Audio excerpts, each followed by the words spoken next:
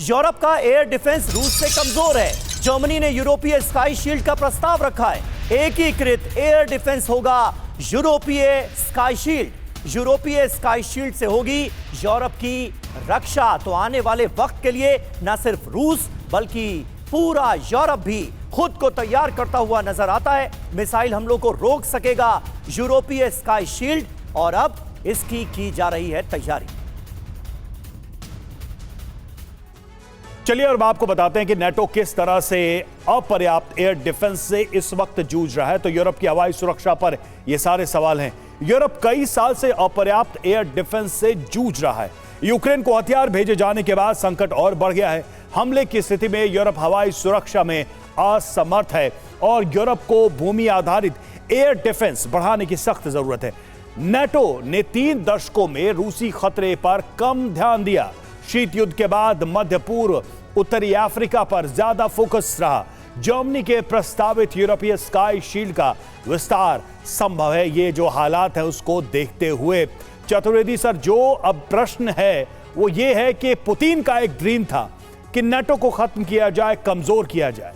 क्या यह माना जाए कि अब उसका रिवर्स हम देखने वाले हैं? इस पूरे वॉर का एक आप कह लीजिए कि इसका एक साइड लाइन इफेक्ट जो है वो ये नजर आ रहा है कि नेटो और स्ट्रांग और बड़ा और ज्यादा अपने आप को कंसोलिडेट करता दिखाई दे रहा है, तब जबकि पुतिन का ड्रीम था कि इसको तोड़ दिया जाए। रवि, आप सही कह रहे हैं कि वार्सो पैक्ट जब कंट्रीज तकरीबन ख़त्म हो गई, कोल्ड वॉर ख़त्म हो गया, सोवियत यूनियन बिल्कुल उसका विघटन हो गया, उसके बाद नेटो ने अपने ऊपर ज़्यादा ध्यान नहीं दिया और इसलिए नेटो में ज़रूर कमी आई है।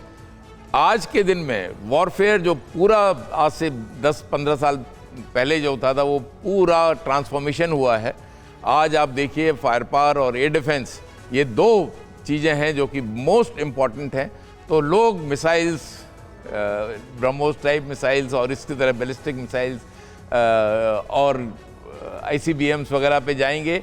इसके साथ साथ आपको एयर डिफेंस सिस्टम, एक अगर केवल आयरन डोम समझिए या स्काई शील्ड समझिए तो इनसे नहीं चलेगा। It will have to be a multiple layer of air defence system, जैसा कि भारत में है और भारत ने प्रदर्शित भी किया अभी हाल में। राइट फ्रॉम इगला से लेके ZU-23 से लेके L-70, ओसा AK, पिचौरा और फिर S-400। तो इस तरह का कुछ सिस्टम बनाना पड़ेगा और उस पर जोर देंगे। लेकिन मैं नहीं समझता कि रशिया वर्सेस नेटो की लड़ाई होगी। ये प्रॉक्सी के साथ जो आजकल का जो रिवाज, एक कहूँगा जो एक अच्छा एक टैक्टिक्स समझी गई है, वो भाई प्रॉक्सी लोग लड़ेंगे। उनको एक अच्छा प्रॉक्सी मिल गया है। यूक्रेन को ज़्यादा उसको बढ़ावा दे के रशिया को इंगेज रखने की कोशिश की जाएगी। इसके बियॉन्ड मैं नहीं समझता। लेकिन deterrence, coercive diplomacy will be at peak. आज तक यूक्रेन को नेटो का मेंबर नहीं बनाया गया। 3.5 साल लड़ाई को होने वाले हैं और इस बात पे ही लड़ाई शुरुआत हुई थी।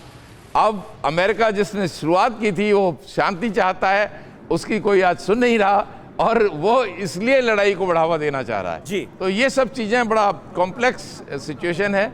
लेकिन इसके बावजूद भी नेटो वर्सेस रशिया, मैं नहीं समझता कि ऐसा कभी होगा।